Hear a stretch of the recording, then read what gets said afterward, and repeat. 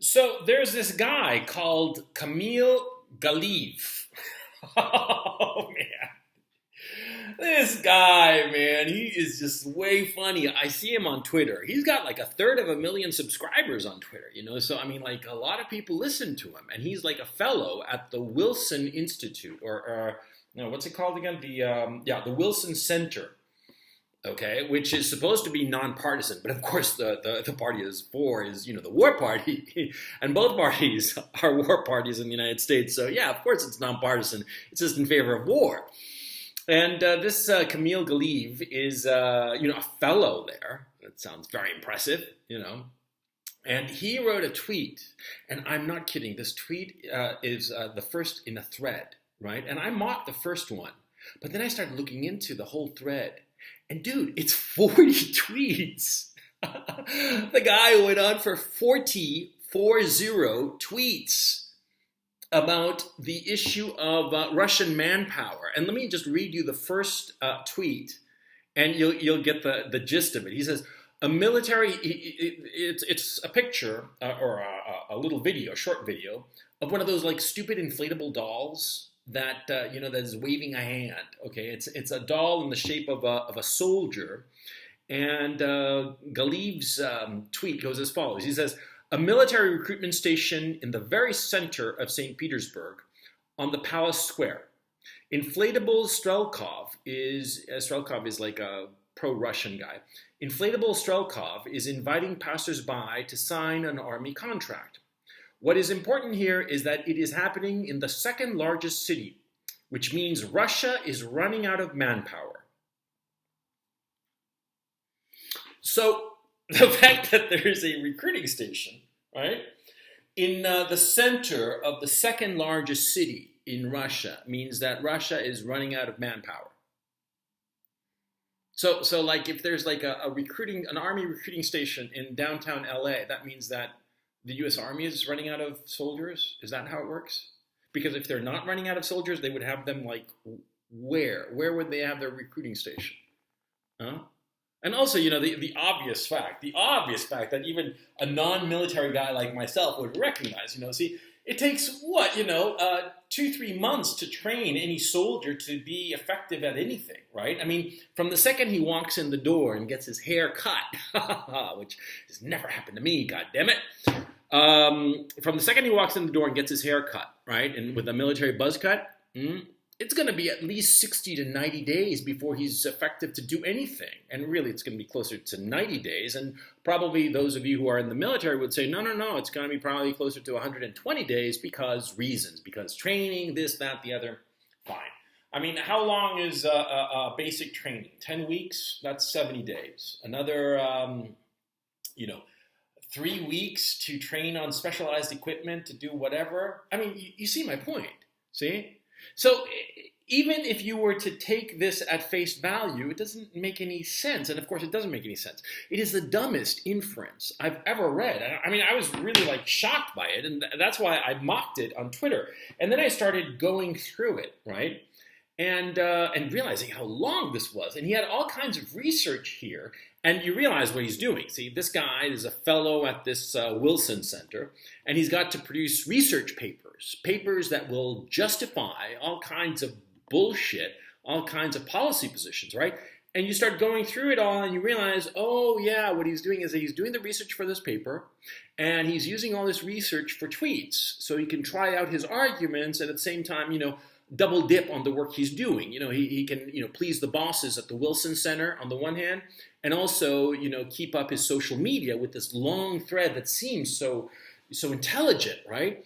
And you start looking into it and you realize how incredibly stupid it is. Because like the very third one here, because the second one he talks about, where this is located. The third one, and by the way, I'm not going to go through all 40 of these tweets. There's a point that I want to make, a specific point that's important. Okay, I just want to go through a little bit, and then I'll make my specific point, which is important. In the third tweet, he goes, Kamil Galeev goes, since the start of the war, the Russian authorities tried to expend provincials, most importantly South Siberians, Buryatia, Tuva, and Dagestanis, but saving the people from Moscow and St. Petersburg. That explains a heavy imbalance in the casualties in Ukraine by region. I mean, it sounds smart, and he even has like a map here, with all the losses and all the casualties, and so you think that, oh, this makes sense, right? But of course, it doesn't make sense. It doesn't make any sense at all. Because provincial people tend to join the military much more than city people, and why? Because city people have more job opportunities. Simple as that.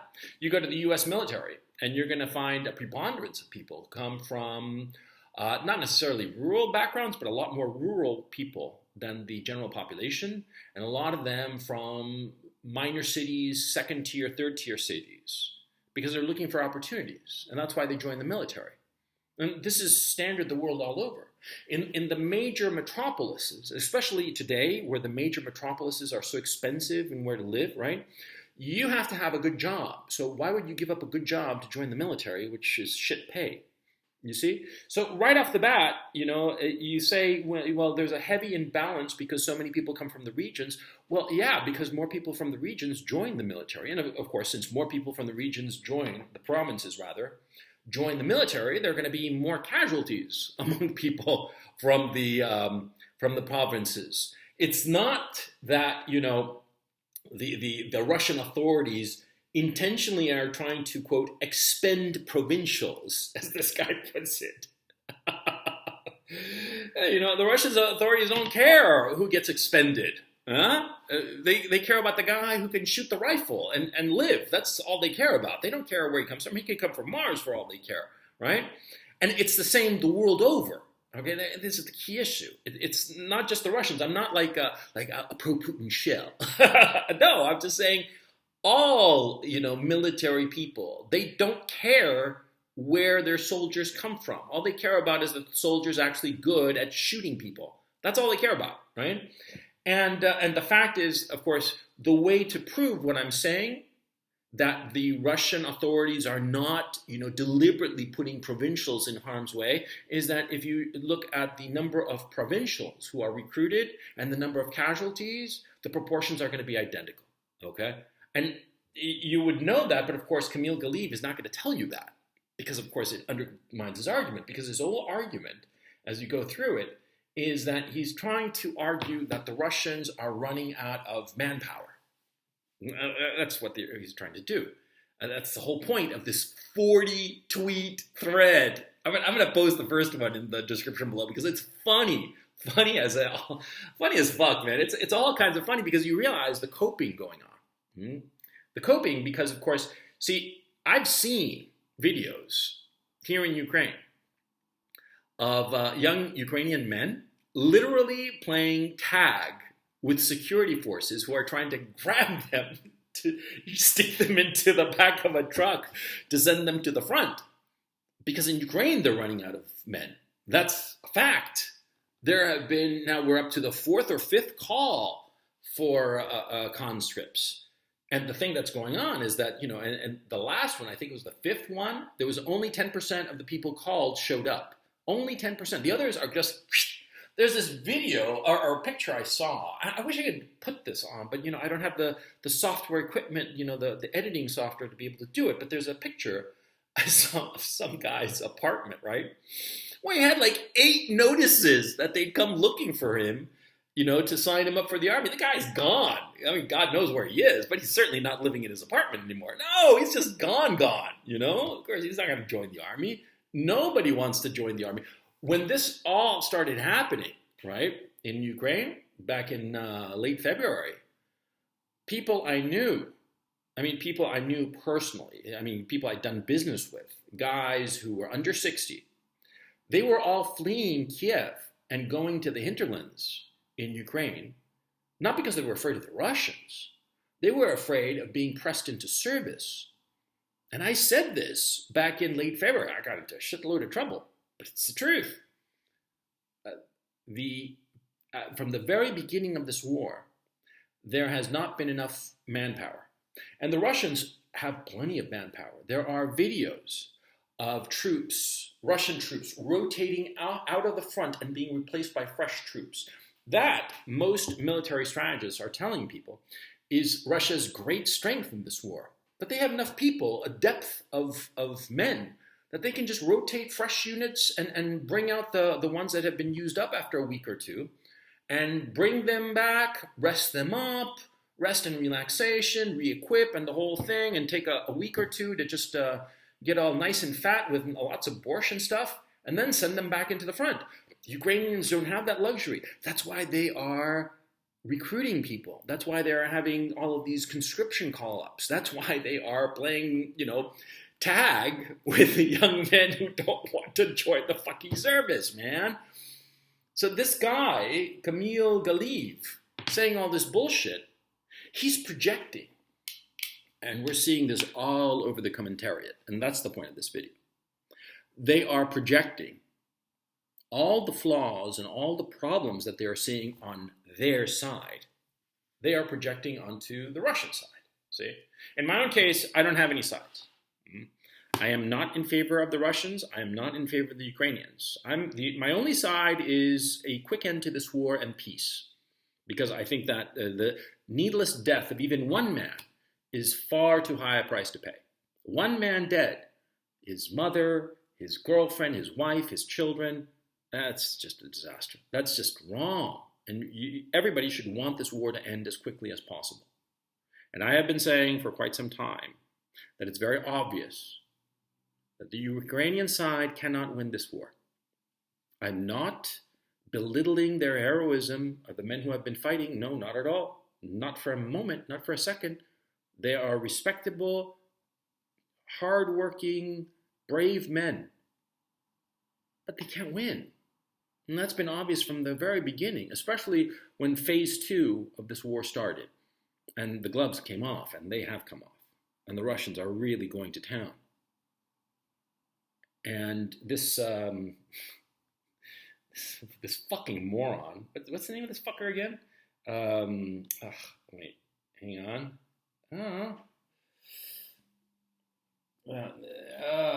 Kamil Galeev. I don't even remember the name of the guy because he's such a fucking idiot. He's projecting onto the Russian side the problems of the Ukrainian side. And he's projecting it for two reasons. One is understandable, the other is despicable. On the one hand, when you put a lot of emotional chips onto one side or another, okay? Like you go to a football match, right? And you're like in favor of Team A, right? And Team B is just scoring point after point, and it's just driving you up the fucking wall. You're just like, no, this can't be, It just drives you crazy, and you start acting crazy, right? Because you want your team to win. That's normal. That's normal human behavior. We all want the collective to which we belong to be the more successful of the collectives. And if that means that the other collective loses or dies, well, too bad for them. But, our collective is winning. Because we need that. We need to belong to a collective, and we need for our collective to be winning. And so I can understand that this fellow here, Kamil Galeev, identifies with the Ukrainian side, that he wants the Ukrainian side to win. I don't even know if he's Ukrainian or Russian or whatever, something else. I don't care. But I can understand him completely because it's a normal, typical human reaction. So on that score, I'm fine with Kamil Galeev. It's the other part that I despise. See, because he's lying, because he knows that it helps his position at the Wilson Center. He's lying because he realizes that if he tells the truth, that all this analysis that seems so sophisticated is really about Ukraine. Ukraine has the problem with men. It doesn't have enough. And Russia is sitting pretty with the men that it's got. It's got plenty of men. And just looking at the basic statistics, they've got 1.25 million men in their armed forces, and they're only using about 200,000 in this special military operation, invasion, war, call it what you will. But you see the point, they're using less than a fifth, basically about a sixth of their manpower in this war. And that's a fact, man. I'm not making it up. It's the truth, okay? Whereas the Ukrainians, man, they're using all the men that they've got and they're running out of men because men are being killed, which is catastrophic as far as I'm concerned, or they're being captured by the Russians. And slowly the Russians are just eating through this army. And this is a disaster. But this Kamil Galeev guy is saying this about this disaster, and he's ascribing it to the Russians. Like another guy on Twitter, right? He was saying how the Russians are stealing Ukrainian grain. And you're like, what the fuck? That's not happening. But of course, this happens the day after the United States stole the oil, literally stole the oil from an Iranian oil tanker on the high seas. They went up to it, threatened it, boarded it, and stole its oil. Really? I bet that doesn't appear on the front page of the Washington Post. Now, did it? Huh? No. That's piracy. That's actual, literal piracy. Piracy on the high seas, and the United States government did that. And what does the guy do? He says, oh, the Russians are stealing Ukrainian grain. Projection. Projection. So much of this war, so much of this conflict has been projection.